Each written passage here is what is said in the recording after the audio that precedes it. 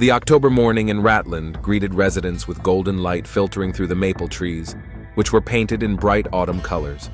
The small town in Vermont, with a population of just over 16,000, lived at a measured pace, where everyone knew their neighbors by sight and news spread faster than the internet. David Connor opened the gates of his auto repair shop at 7 o'clock sharp, as he had done every weekday for the past 15 years. At 48, he looked older. His hands were scarred from working with metal. His dark hair was streaked with gray, and deep wrinkles around his eyes betrayed a man accustomed to hard physical labor.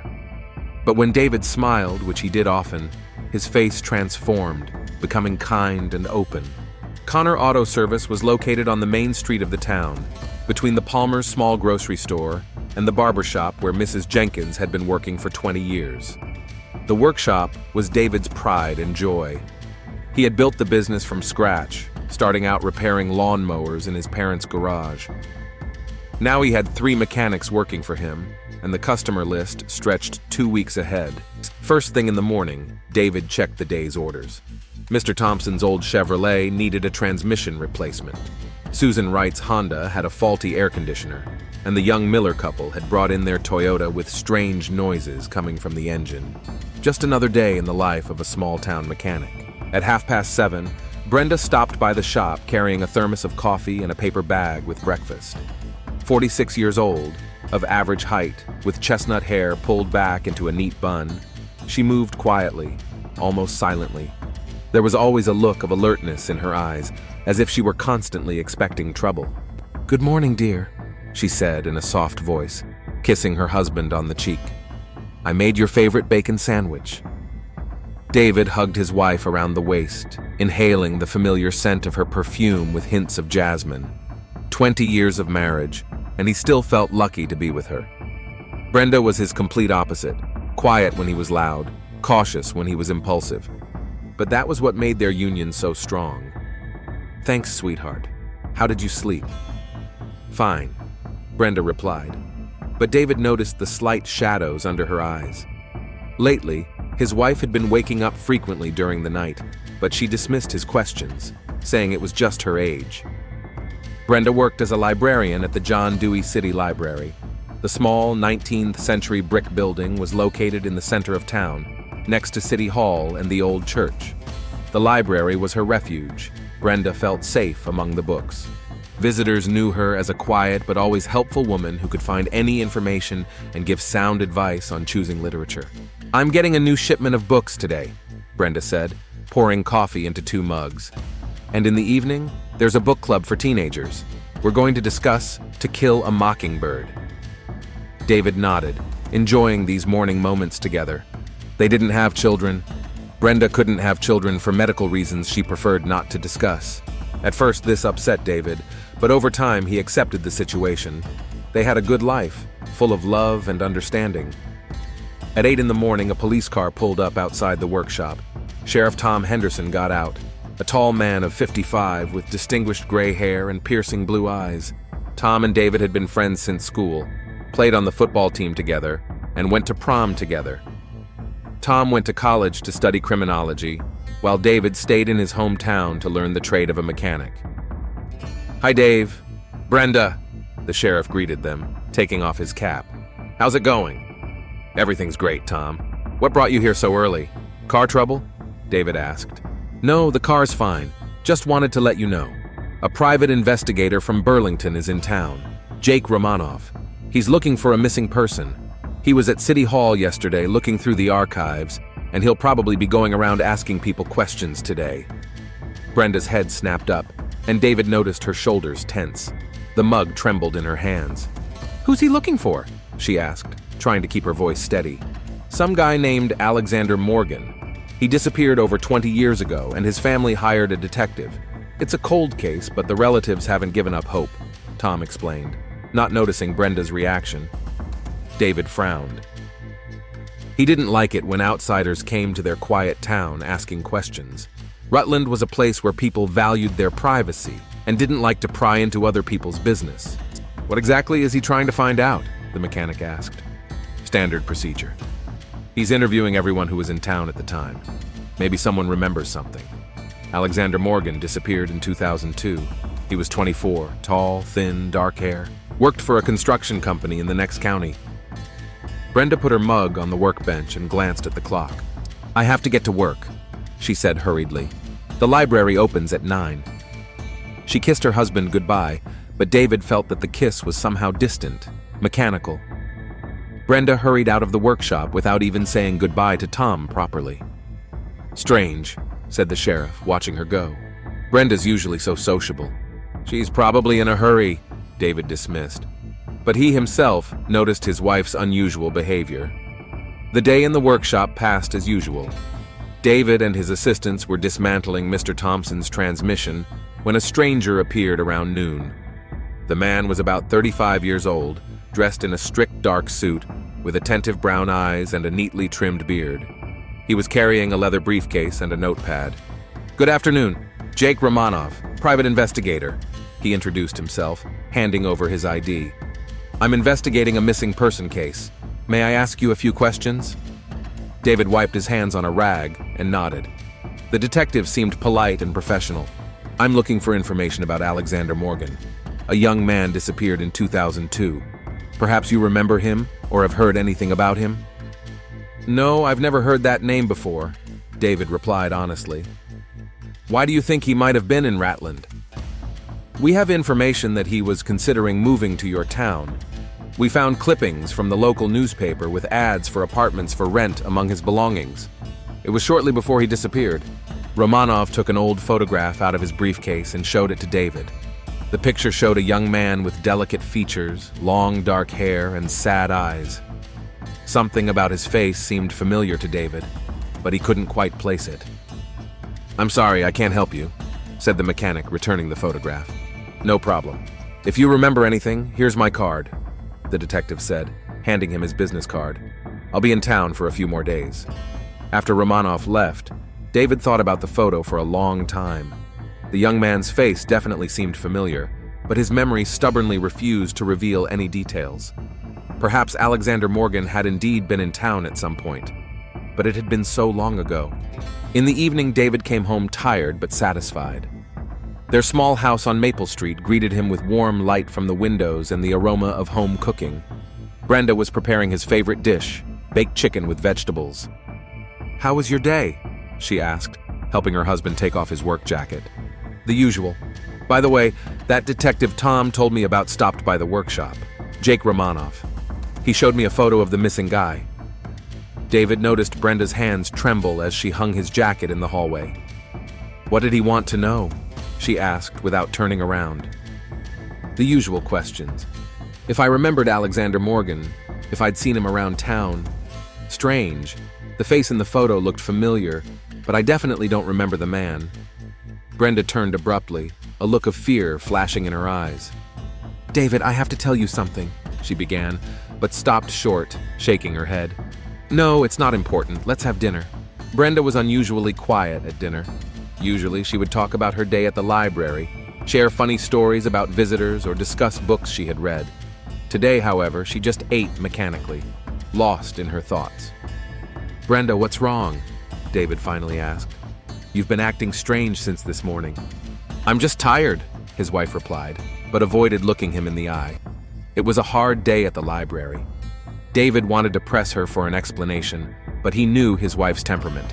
If Brenda wasn't ready to talk, forcing her would only make her withdraw further. It was better to give her some time. Late that evening, while David was watching the news and Brenda was washing dishes, the doorbell rang. Standing on the doorstep was Dr. Sarah Stewart, a 52-year-old woman who was the town doctor and a good friend of the family. Sarah had moved to Rutland around the same time as Brenda, and they had quickly become friends. "Sorry for the late visit," the doctor said as she entered the house. "I wanted to talk to Brenda." "Of course, come in," David said, rising from his chair. "Would you like some coffee?" "No, thank you. Is Brenda home?" His wife came out of the kitchen, drying her hands with a towel. When she saw Sarah, she visibly tensed up. "Hi, Sarah. Is something wrong?" "I need to talk to you. Alone." The doctor's voice was serious. The women went into the living room and closed the door. David stayed in the kitchen, but he couldn't help overhearing bits and pieces of their muffled conversation. "The detective was at my clinic," Sarah said. "I know, I saw him this morning," Brenda replied. "We need to be careful. It's been 20 years, maybe he'll just leave." David frowned. What were they talking about? What connection could Brenda have to the missing Alexander Morgan? And why was Dr. Stewart so alarmed? Half an hour later, Sarah left, saying a curt goodbye. Brenda returned to the living room looking pale and upset. "What were you talking about?" David asked bluntly. "Work. Sarah was advising me about a visitor to the library. He has mental health issues," Brenda replied, but David sensed that this was not the whole truth. That night, Brenda lay awake for a long time, tossing and turning in bed. David heard her get up several times and walk around the house. When he woke up at 3 in the morning, his wife was not there. He found her in the kitchen, sitting at the table with a cup of cold tea. "Brenda, what's going on?" he said, sitting down next to her. "You can trust me. We're husband and wife." She looked at him with a long gaze full of love and despair. "David, if you found out that I'm not who I say I am, would you still love me?" "What a strange question. Of course I would. Brenda, you're scaring me." She took his hand in hers. It was cold and trembling. "Just remember, no matter what happens, I love you. I always have. These 20 years have been the happiest of my life." The next morning in Ratland was cloudy and rainy. Gray clouds hung over the city, and a cold October wind blew the last leaves from the trees. David woke up earlier than usual and found that Brenda was already up. He found her in the kitchen, standing by the window with a cup of coffee in her hands, watching the deserted street. "Good morning," he said, hugging his wife from behind. "Did you sleep well?" "Fine," Brenda replied, but the dark circles under her eyes told a different story. "It's starting to rain." David noticed that his wife's hands were shaking slightly as she raised the cup to her mouth. In 20 years of marriage, he had learned to read her mood from the smallest details, and now everything about her behavior screamed alarm. The day started with problems at the workshop. Mr. Thompson's old Chevrolet had some damaged parts that David hadn't noticed yesterday, and the auto parts supplier was delaying delivery by a week. While the mechanic dealt with the unexpected circumstances, Detective Romanov headed to the city library. Jake parked his rental car near the brick library building and paused for a moment to study the facade. The 19th century building held the history of the city, and the detective hoped that the librarian would be able to help him find information about Alexander Morgan. In his experience, librarians often prove to be veritable treasure troves of local knowledge. Inside the library, there was a special atmosphere of peace and quiet. Tall bookshelves, antique wooden tables, and soft light from desk lamps created a feeling of comfort and security. Behind the reception desk sat a middle-aged woman with chestnut hair, poring over some documents. "Excuse me," Romanov said to her. "Are you the librarian?" Brenda looked up, and the detective saw her face up close for the first time. Something about her features seemed familiar, but he couldn't quite place it. The woman was attractive, with regular features and intelligent eyes, but there was a wary look in her gaze. "Yes, my name is Brenda Connor. How can I help you?" she replied, trying to remain calm, but her heart was beating so hard that she was afraid the detective would hear it. "Jake Romanov, private investigator," he said, showing his ID. "I'm investigating a missing person case. I was hoping you could help me with some information about the town's residents." Brenda swallowed and nodded. "Of course. Who are you looking for?" Romanov took out a familiar photograph of Alexander Morgan and placed it on the counter. Brenda glanced at the picture and felt the ground slip away beneath her feet. She was looking at her own face from 20 years ago, the face of the person she once was. Alexander Morgan disappeared in 2002. He was 24 years old. There is reason to believe he may have been in Ratland shortly before his disappearance. Brenda forced herself to study the photograph carefully, pretending she was seeing it for the first time. "I can't say I remember this man," she said cautiously. "But in 2002, I had only been working here for a short time. Maybe he came to the library, but I don't remember." "How long have you been working at the library?" 22 years. I moved to Ratland in 2003. Romanov frowned, making notes in his notebook. So you arrived a year after he disappeared. Where did you move from? New York, Brenda replied, hoping her voice sounded natural.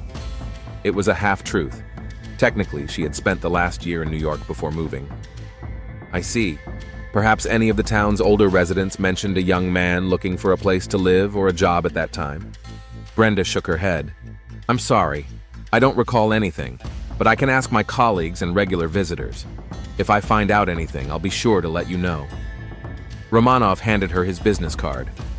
I'd be very grateful. By the way, do you have any archives of the local newspaper from that period? I'd like to look through the classified ads for apartments. Of course, the archives are in the basement.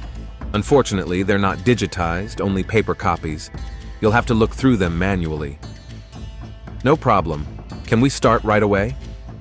Brenda led the detective to the basement, where metal cabinets held bound copies of the Ratland Herald from the last 50 years.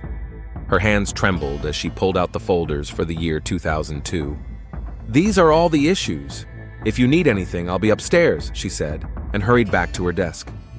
Left alone, Romanov began methodically looking through the newspapers. He was looking not only for announcements, but also for any mention of new residents, incidents, or anything unusual. The work was painstaking, but the detective was used to such investigations. Meanwhile, at the medical clinic, Dr. Sarah Stewart was trying to focus on her patients, but her thoughts kept returning to her conversation with Brenda the previous evening. 22 years ago, a young woman had come to her in despair, needing not only medical help, but also understanding. Sarah was one of the few doctors in the area who specialized in gender medicine, and she had helped Brenda complete the transition she had begun in another city. Over the years, Sarah had become not only a doctor, but also a close friend to Brenda. She had seen her build a new life, meet David, and find happiness. The thought that the past could destroy everything Brenda had built was terrifying to the doctor.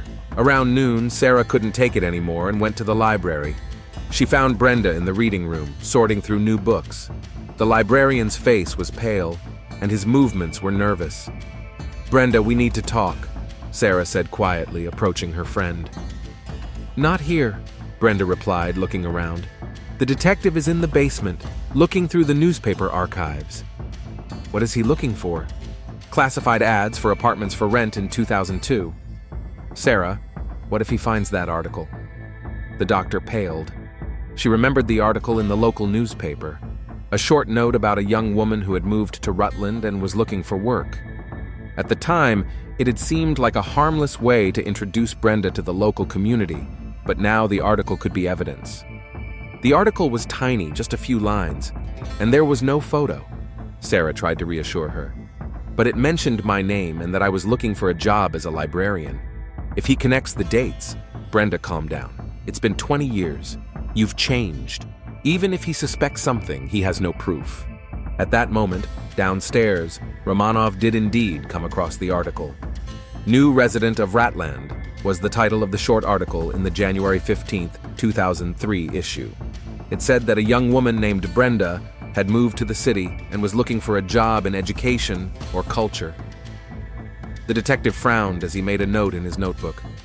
The dates didn't match. Alexander had disappeared in 2002, and Brenda had appeared in early 2003. But something about this coincidence alarmed him. After lunch, the detective came up from the basement. Brenda was sitting alone at the desk. Sarah had gone to the clinic. "Mrs. Connor, can I ask you one more question?" Romanov asked her. "Of course," Brenda replied, trying to look calm. "I found a note about your arrival in town. It says you moved here in January 2003. Is that the exact date?" "Yes, around that time," Brenda confirmed. "And why did you choose Rutland? Did you have any friends here?" Brenda felt her pulse quicken. This was the question she feared most. "No, I didn't know anyone. I just wanted to start a new life in a quiet place. I saw a job advertisement for a librarian and decided to give it a try." "I see. Did you have problems in New York? Was there a reason you wanted to leave?" "Not really. I just got tired of the big city. I wanted peace and quiet." Romanov nodded, but Brenda could see that he didn't quite believe her. The detective was experienced and could sense when people were hiding something. That evening at dinner, David told his wife about his day. The parts supplier hadn't delivered the necessary parts, so he had to drive to the next town to get them himself. On the way back, he stopped by the police station to see Tom Henderson. "Tom says the detective is going around to all the old-timers in town," David said. "He's already talked to Mr. Palmer, Mrs. Jenkins, and the Rogers family. They all say the same thing. No one remembers anyone named Alexander Morgan." Brenda listened silently, poking at her food with her fork. "Did he talk to you?" David asked. "Yes. He came to the library this morning. He showed me a photograph and asked if I remembered this man." "And what did you say?" "That I didn't remember him. How could I remember someone I've never seen before?" David looked at his wife intently. There was a tension in her voice that he couldn't explain. "Brenda, aren't you worried about that detective being in town?" "Why should I be worried?" "I don't know. You've just been acting strange for the last 2 days. You're not sleeping well. You're nervous. Maybe his questions upset you?" Brenda put down her fork and looked at her husband. "David, don't you think it's cruel to dig into someone else's past? This Alexander disappeared 20 years ago. Maybe he had reasons for disappearing. Maybe he just wanted to start a new life. But he must have had a family, friends. They have a right to know what happened to him. What if he didn't want to be found?" David was surprised by the firmness in his wife's voice. "Brenda, what are you talking about? You can't just abandon people without an explanation. It hurts those who are close to them." "Sometimes explanations can cause even more pain," Brenda said quietly. That evening, Tom Henderson sat in his office studying the Alexander Morgan case file that Romanov had given him. The case was indeed complicated. The young man had disappeared without a trace. He hadn't withdrawn any money from the bank, hadn't taken any of his belongings from his apartment, hadn't notified his employer. It was as if he had vanished into thin air. Particularly interesting was the information that Alexander had been interested in moving to a small town. Newspaper clippings from several Vermont towns, including Rutland, were found in his room. But why these places? And what really happened to him? The sheriff looked through the list of people Romanov had already spoken to. Most claimed they had never seen Alexander, but there were a few who said the face in the photo looked familiar, although they couldn't remember where they had seen him. Tom frowned as he reread his notes. Something about this case bothered him, but he couldn't figure out what it was. Perhaps it was the fact that the disappearances had occurred just as several new residents had arrived in town. Coincidence? Or not? Late that night, Brenda couldn't sleep again. She lay next to her peacefully sleeping husband and wondered how long she could keep her secret. 22 years ago, she had come to Ratland to escape a past that had caused her pain. Here she had found peace, love, and happiness. Here she had become her true self. But now the past was catching up with her, and she didn't know how to explain the truth to David. How do you tell the person you love more than life itself that you are not who you say you are? That 20 years ago, you were a different person, a man named Alexander Morgan? The wind howled outside, tearing the last leaves from the trees. Winter would soon be here, Brenda thought, and maybe the end of her happy life in Ratland would soon be here too. In the next room, Detective Romanov sat in a chair in his motel room, reviewing the materials he had gathered during the day. Something about the librarian's behavior had alarmed him. Too much nervousness for someone who was just answering routine questions. And then there was that note in the newspaper. The dates almost matched. Alexander disappeared at the end of 2002, and Brenda Connor appeared at the beginning of 2003. Romanov took out Alexander's photo and studied it closely by the light of his desk lamp. Thin features, expressive eyes, a delicate cheekbone. Now he mentally pictured the librarian's face. Similar eyes, similar face shape. "No, it's impossible," he said aloud. But doubts had already settled in his mind. Detective Romanov's third day in Ratland began with an unexpected discovery. Waking up at 6 in the morning in his room at the Green Mountain Motel, he decided to take another close look at all the materials he had gathered. Laying out the photographs, notes, and documents on the table, Romanov turned on a bright desk lamp and began comparing details. The photograph of Alexander Morgan had been taken 6 months before his disappearance. The young man looked into the camera with a slight sadness in his eyes. his long, dark hair framing his thin face with regular features. Romanov took his phone out of his pocket and found the photo of the librarian he had taken yesterday without her noticing while she was showing him the archives. The detective, with 20 years of experience, had seen a lot, but what was beginning to emerge before him forced him to rethink all his usual assumptions about the case. The eyes, the shape of the cheekbones, the line of the eyebrows, even taking into account the possible changes over 20 years, the resemblance was striking. "God," he whispered, putting down the phone. If his suspicions were correct, he was not dealing with a simple disappearance, but with a case of complete identity theft. At 7 in the morning, Romanov was already standing outside the Connors house on Maple Street, watching the family's morning routine from his car. He saw Brenda walk her husband to the gate, kiss him goodbye, and wave after him. It was a perfect picture of family happiness, but now the detective looked at it with completely different eyes. In his workshop, David tried to concentrate on his work, but his thoughts kept returning to his wife's strange behavior. Last night, Brenda had been up again. He had heard her walking around the house, whispering to herself. In the morning, she was pale and distracted, forgot to turn off the stove twice, and didn't answer a simple question about her plans for the weekend. "Boss, are you okay?" asked Mike, one of the mechanics, noticing that David had been staring at the same part for 10 minutes. "Yeah, I'm fine," David snapped out of his trance. "Just thinking about stuff at home." But that wasn't the whole truth. David was thinking about the conversation Brenda had had with him when she asked if he would love her if he found out she wasn't who she said she was. At the time, it had seemed like a strange thing for a tired woman to say, but now the words took on a sinister meaning. In the library, Brenda tried to go about her usual duties, but her hands were shaking so badly that she dropped stacks of books twice. Every time the door opened, she froze, expecting to see Detective Romanov. The fear and tension of the last few days had brought her to a state close to panic. At 9:30, Mrs. Palmer, an elderly woman who was a regular visitor and a great lover of gossip, entered the library. "Good morning, dear Brenda," she greeted her as she approached the desk. "I hear there's a detective in town. They say he's looking for a missing person." "Yes, indeed," Brenda replied cautiously. "Did he talk to you?" "Such a nice young man, very polite. He came into our shop yesterday and showed us a photograph of a young man."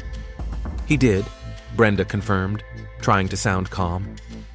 "Do you think we might know this Alexander? His face looks familiar, but I can't place him." Brenda's heart skipped a beat. "Maybe he just looks like someone you know," she suggested. "Maybe. And the detective said that guy disappeared in 2002, just when you came to visit us. What a coincidence, right?" Brenda felt a cold sweat break out on her forehead. "Yes, it really is a coincidence," she managed to say. At that moment, Romanov was sitting in the Maple Leaf Cafe across from the library, watching the building through the window and thinking about his next steps. He had no direct evidence yet, only suspicions and circumstantial clues. But his instincts, honed by years of work, told him he was on the right track. Around 11 o'clock, Dr. Sarah Stewart entered the cafe. She ordered coffee and sat down at a table in the corner, but Romanov noticed her glancing in his direction from time to time. An experienced detective, he understood that the doctor also knew something. Finishing his coffee, Romanov approached Sarah's table. "Dr. Stewart? I'm Detective Romanov. May I sit down?" Sarah tensed but nodded. "Of course. I've heard about your investigation. I hope you can help me. As a doctor, you know the people of this town better than most. This young man," he showed her Alexander's photo, "may have needed medical attention." Sarah looked at the photo, trying to keep her expression neutral. "I don't remember him as a patient." "What about as a patient? Maybe he just came in for a consultation.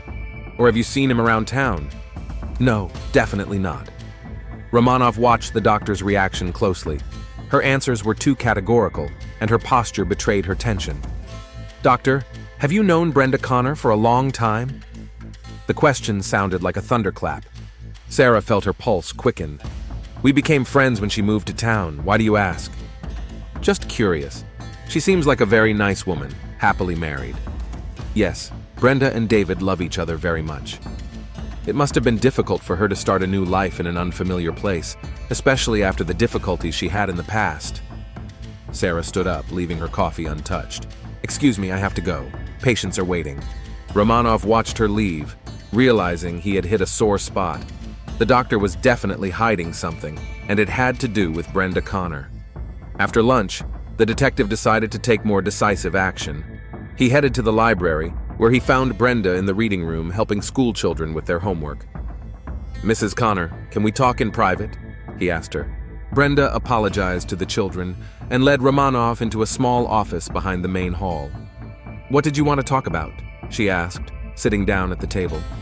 Romanov took out his notebook and Alexander's photo. "I'd like to discuss the circumstances of your move to Ratland again. You said you arrived in January 2003? "Yes, that's right. And before that you lived in New York?" "That's correct. That's a strange time to move. January, the middle of winter, with the new year just beginning. People usually plan such changes for spring or fall." Brenda felt her mouth go dry. "I had personal reasons." "What were they?" "That's private." Romanov leaned forward, looking intently into the woman's eyes. "Mrs. Connor, I think you know something about Alexander Morgan. Perhaps more than you're telling me." "I don't understand what you're talking about." "Then explain to me why you get so nervous every time I mention his name. Why do your hands shake when you look at his photo?" Brenda stood up, moving away from the table. "I think this conversation has gone too far. If you have specific accusations, bring them forward. If not, I'll ask you to leave the library."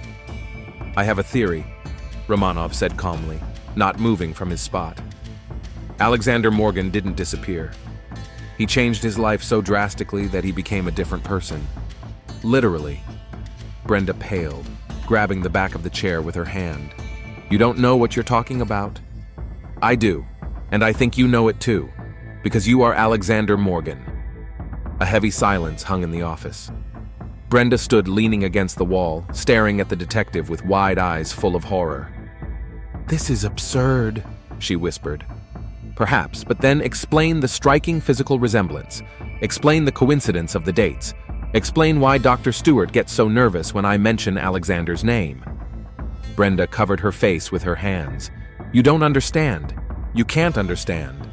"Then explain it. Help me understand." She lowered her hands and looked at him through her tears. "Alexander died 20 years ago, not physically, but as a person, as a man who couldn't live in his own body, in his own role.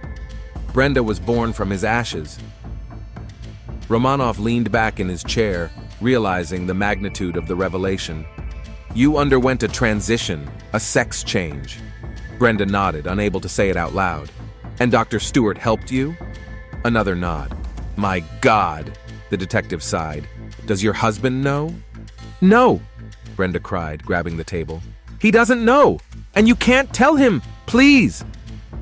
"Mrs. Connor, Brenda, I understand that this is difficult, but Alexander's family has a right to know the truth. They've spent 20 years thinking that something terrible happened to him." "But it did happen," she said bitterly. "Alexander really did disappear, forever. He couldn't live another day in that body with that life. It was death without dying. But your parents, your brothers, your sisters, I had no one. My parents died when I was 18. I had no other relatives. I was completely alone in this world." Romanov thought for a moment. That explained why the case had remained unsolved for so long. There were no loved ones who would actively search for the missing person. "Who hired me then?" he asked, more to himself than to Brenda. "What?" "Someone paid me to find Alexander Morgan. A considerable amount. If he didn't have any family." Brenda frowned. "I don't know. Maybe his employer? Or someone he knew?" At that moment, the office door burst open and David entered. His face was grim, his eyes burning with anger. "Brenda, what's going on here?" he asked, looking from his wife to the detective. "Mrs. Palmer said she saw you crying." Brenda wiped her tears, trying to compose herself. "We were just talking." "About what?" David moved closer, and Romanov noticed that the man was clenching his fists. "Mr. Connor," the detective interrupted, "perhaps you should sit down. What I have to say may come as a shock." "No!" Brenda exclaimed. "Please, not here, not now." But David was already looking at the detective with growing suspicion. "What do you want to say?" Romanov hesitated. Professional duty demanded that he reveal the truth, but human compassion made him think about the consequences. "David," Brenda said quietly, "let's go home. I need to tell you something." "Here! Now!" David demanded. "What are you hiding from me?" Brenda looked at the man she loved more than anything in the world and realized that the moment of truth had come. "David, remember when I asked you if you would love me if you found out I wasn't who I said I was?" "I remember. So what?" "I wasn't always a woman." David frowned, not understanding. "What do you mean?" Detective Romanov stood up, realizing that he was witnessing a moment that would destroy this family's life. 20 years ago, Brenda began in a trembling voice, "I was a different person, a man named Alexander Morgan." David froze, as if he hadn't understood what he had heard. "What did you say?" "I was born in a man's body, but I've always been a woman at heart. Alexander was my name before I became myself. Before I met you." David's face turned white as a sheet. He staggered, grabbing the wall. "You're joking. Tell me it's a joke." "David, I love you. For 20 years I've been your wife, your Brenda. Nothing has changed." "Nothing has changed!" he exploded. "You're a man! You've been deceiving me for 20 years! No, I'm a woman! I've always been a woman!" David recoiled, looking at his wife with horror and disgust. "My God, who have I been living with all these years? Who have I been kissing? Who have I been sleeping with?" "With me, with the woman who loves you." "You're a man," he repeated, as if trying to comprehend the thought. "You're a pervert. You made me do it." "David, please listen to me." But her husband was already leaving the office, slamming the door so hard that the windows rattled. Brenda collapsed into a chair, sobbing uncontrollably. 20 years of happiness had been destroyed in a matter of minutes. Romanov stood aside, feeling guilty for what had happened. He had done his job, but at what cost? "I'm very sorry," he said quietly. Brenda looked up at him with tear-stained eyes. "Now you know the truth. Alexander Morgan is dead, but Brenda Connor is dying too. You killed us both." David Connor drove home, not remembering the way. His hands trembled on the steering wheel, his wife's words echoing in his head. "I was a different person, a man named Alexander Morgan." Each word hit him like a hammer on an anvil. 20 years of marriage, 20 years of love, 20 years of life with a man he didn't know at all. After parking his car at his house on Maple Street, David sat in the car for another 10 minutes, trying to control his emotions. Anger, disgust, and a sense of betrayal fought in his chest with memories of happy years. How could she? How could she have lied to him all this time? Entering the house, he looked around. Everything here reminded him of Brenda. The photos on the walls where they were happy, her favorite books on the shelves, the scent of her perfume in the air. But now it all seemed like a lie, a set for a play in which he had been forced to play a role without being told the plot. David went into the bedroom and opened Brenda's wardrobe. Dresses, blouses, underwear, all the trappings of femininity. But now he saw deception beneath them. He grabbed one of the dresses and threw it on the floor, then another. Soon half the contents of the wardrobe were lying in a heap on the floor. Meanwhile, in the library, Brenda was trying to pull herself together. Detective Romanov brought her a glass of water and sat down opposite her, feeling guilty about what was happening. "What happens now?" she asked, wiping away her tears. "Formally, the case is closed. Alexander Morgan has been found, that is, his status has been explained, but what? I'm concerned about who hired me. If Alexander had no family, who paid for the investigation? And why now, after 20 years? Brenda frowned, thinking about this question for the first time. "I don't know. Maybe one of his old acquaintances? Possibly. But the person who hired me introduced himself as a distant relative and insisted on anonymity. It's strange." At that moment, Dr. Stewart's nurse, Janet, rushed into the clinic. "Doctor, it's urgent! David Connor is on the phone. He says he's not feeling well and wants you to come to his house." Sarah paled. She knew that something serious had happened, something connected with the revelation of Brenda's secret. "Tell him I'll be right there, and cancel all my appointments for today." 15 minutes later, Dr. Stewart was standing at the door of the Connor house. David opened the door, and she was horrified by his appearance. His face was gray, his eyes were red, and his hands were shaking. "David, what happened?" "You knew," he said, not inviting her in. "You knew the truth about Brenda. Sarah realized that the secret was out. David, let's talk calmly. Let me in. Answer me! You knew what my wife was. He couldn't finish his sentence. I knew, and I helped her. David recoiled as if he had been slapped. 20 years! 20 years you've been lying to me. We didn't lie. Brenda is a woman. She's always been a woman at heart. She's a man, David shouted. She was born a man. She had it all. David, listen to me. No, you've all conspired against me.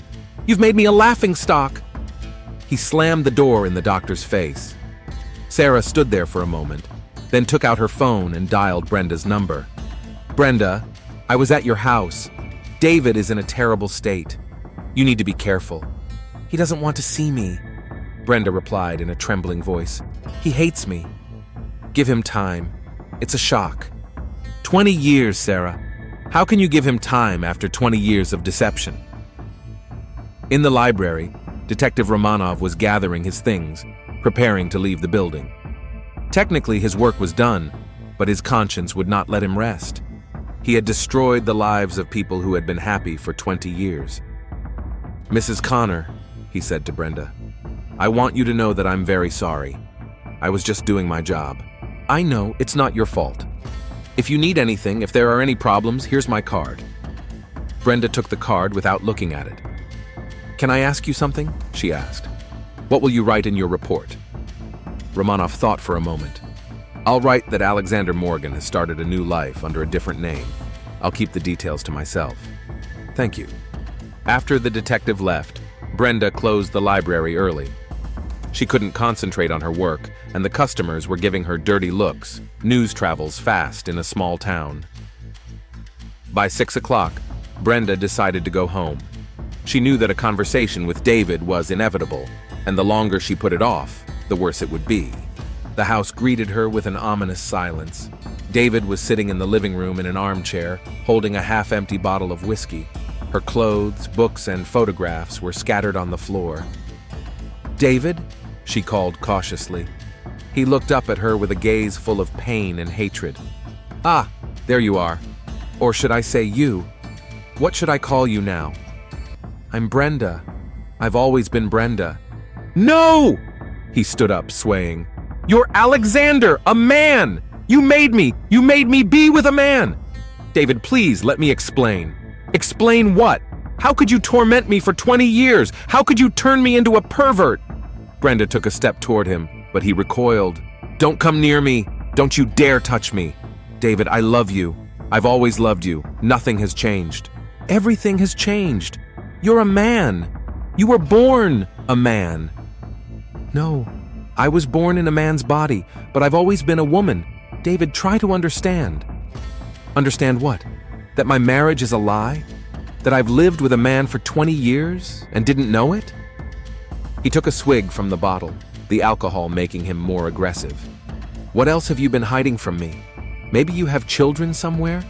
Maybe you're a murderer? Brenda, stop. You're drunk. Yes, I'm drunk because I found out that my wife is a man in a dress. Brenda felt something break inside her.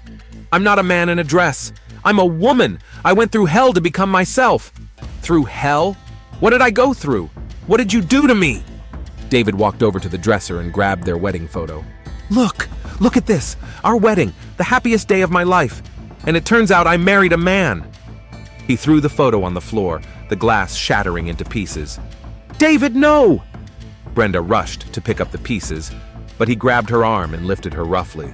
Don't you dare! It's all a lie! Our whole life is a lie! Let me go! What if I tell everyone in town? What will you say then? What will people think when they find out the truth about sweet librarian Brenda? David, please. Maybe I should go to Tom Henderson? Tell the sheriff that my wife has been cheating on me for 20 years? I haven't cheated on anyone. I've been honest about everything else. Everything else? Except that you're a man? That's nothing? Brenda broke free from his grip and backed away toward the wall. I'm not a man. How many times do I have to tell you? You were born with male organs. Yes, but it was a mistake of nature. I corrected it. Corrected it? You think surgery makes you a woman? David, you don't understand. I understand. I understand that I've been living with a pervert, that I was forced to be gay. You're not gay, I'm a woman. David laughed bitterly. A woman?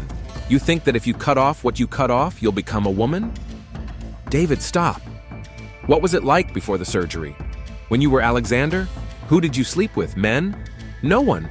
I was a virgin when we met. A virgin? A male virgin? He laughed again, the sound frightening. You know what kills me the most? That I loved you. I really loved you, and you laughed at me all this time. I never laughed. I loved you. Loved me? A man loved me? That's disgusting. Brenda felt tears rolling down her cheeks. David, please, let's talk tomorrow when you're sober. No, we're talking now. You've made me live a lie for 20 years.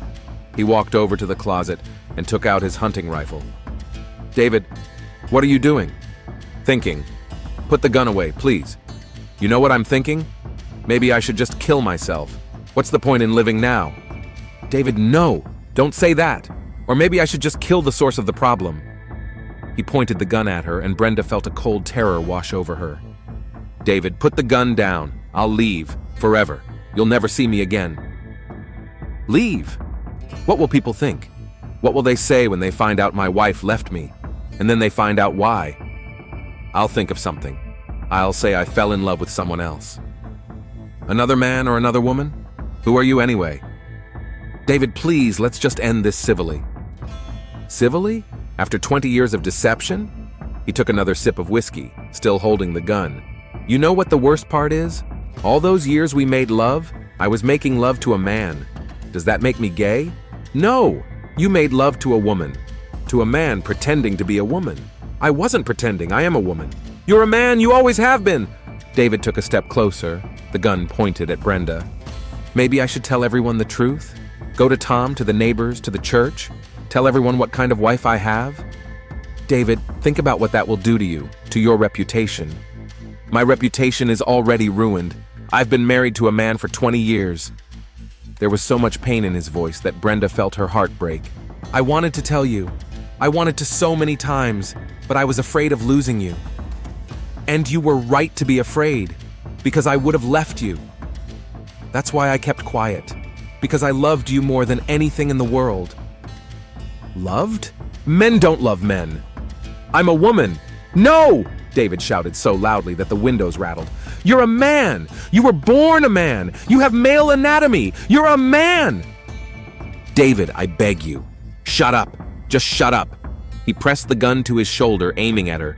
20 years. 20 years you lied to my face every day. I didn't lie. Every time you said I'm a woman, you lied. Every time we made love, you lied. Every time you said you loved me, you lied. No, the love was real. Nothing was real. It was all a lie. Brenda saw the madness in his eyes. Alcohol, shock, and betrayal had turned her loving husband into a stranger, a dangerous man. David, I'm leaving. Right now. You'll never see me again. No, it's too late. What? Too late. You ruined my life. You made me a laughingstock. No one will find out. They will. That detective will tell everyone. The doctor knows. Soon the whole town will know. We can leave, both of us. Start over somewhere else. David laughed. Leave with a man? Start over with a pervert? I'm not a pervert. I'm your wife. You're a man. No. Yes. At that moment, something in David finally broke. 20 years of love, trust, and happiness turned to ashes. The person he thought was his wife turned out to be a liar. His whole life had been built on a lie. David, please, Brenda whispered, seeing death in his eyes. Goodbye, Alexander. The sound of a gunshot shattered the silence of the autumn evening in Ratland. Brenda Connor fell to the living room floor, blood spreading across the carpet they had chosen together 10 years ago. David stood over her body, holding the smoking gun, unable to believe what he had just done. His ears were ringing from the shot. The smell of gunpowder mixed with the smell of blood. The woman he had loved for 20 years lay dead at his feet, and he was her killer. David sank into a chair, the gun falling from his hands. He looked at Brenda's body and realized that he had not only killed her, but himself as well. His life had ended the moment he pulled the trigger. A few minutes later, he picked up the phone and dialed the emergency number. 911, what's the nature of your emergency? I killed my wife, he said in an even voice. My name is David Connor. My address is 47 Maple Street. Sir, you said you killed your wife? Yes, she's dead. I shot her. Don't hang up, sir. Help is on the way. David put down the phone and looked at Brenda's body again. The bleeding had stopped, and her face was peaceful. For the first time in those terrible days, she looked at peace. I'm sorry, he whispered. I'm sorry, Brenda. Police sirens shattered the quiet autumn evening in Ratland. Sheriff Tom Henderson was the first to burst into the house on Maple Street, followed by his deputies. What they saw in the living room shocked even the experienced police officers. David Connor sat in a chair, staring into space. A hunting rifle lay nearby, and a few feet away was the body of his wife. The smell of gunpowder hung in the air. Dave, Tom called cautiously, approaching his childhood friend. What happened? She was cheating on me for 20 years. David Connor, you are under arrest on suspicion of murder, Tom said formally, putting handcuffs on him. At the police station, David was placed in a cell. The alcohol gradually wore off, and the reality of what had happened began to sink in. He had killed Brenda, the woman he had loved for 20 years. Dave, tell me what happened. Tom entered the cell. David slowly recounted the events of the day, the detective's visit, the revelation of the truth, his shock and anger. Tom, I lived with a man for 20 years and didn't know it. Dave, she was a woman. It doesn't matter what she was born as. She hid the truth for 20 years. Dave, you killed a man. No matter what happened, murder is never justified. I know, and I'm ready to take responsibility. The next morning, the whole county was buzzing with the news. Reporters began arriving to find out the details of the sensational case. Detective Romanov sat in his motel room, feeling the weight of his guilt. If he hadn't started the investigation, Brenda would still be alive. There was a knock at the door. Dr. Stewart entered the room. Brenda was a good person. She didn't deserve to die like that.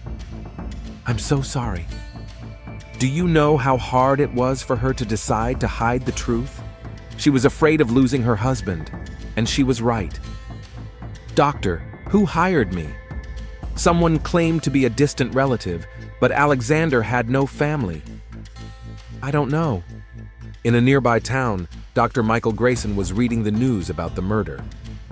23 years ago, he was a young surgeon, and Alexander Morgan was one of his first gender reassignment surgery patients.